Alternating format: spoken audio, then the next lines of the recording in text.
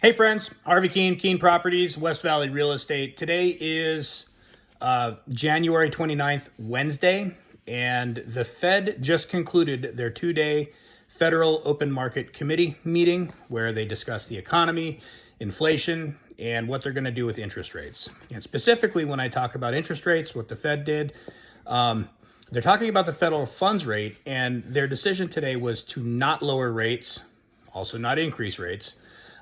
But when you hear the news of that the Fed decided to keep the rates the same, ignore that noise as it pertains to mortgage rates.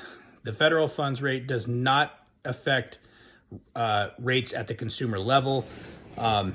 So if you'll remember last year, 2024, the Fed cut rates a total of 3 times for a total of 100 basis points, or in other words, 1 full percentage point. The projection for 2025 was that this year they would cut 4 times. They've since revised that. Now they're talking about 2 cuts. But for the time being, rate cuts have been paused. The stated reason for that was that inflation is still not where they want it to be. Inflation's still a little hotter than they'd like to see.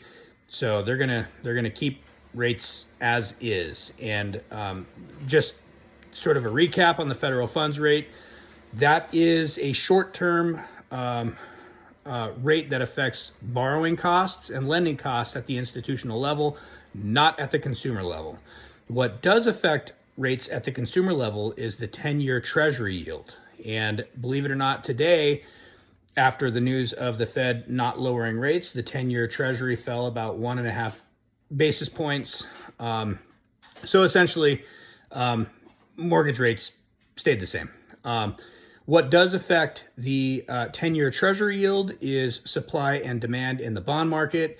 The more demand for bonds, the lower the interest rates, and the less demand for bonds, the higher the interest rates.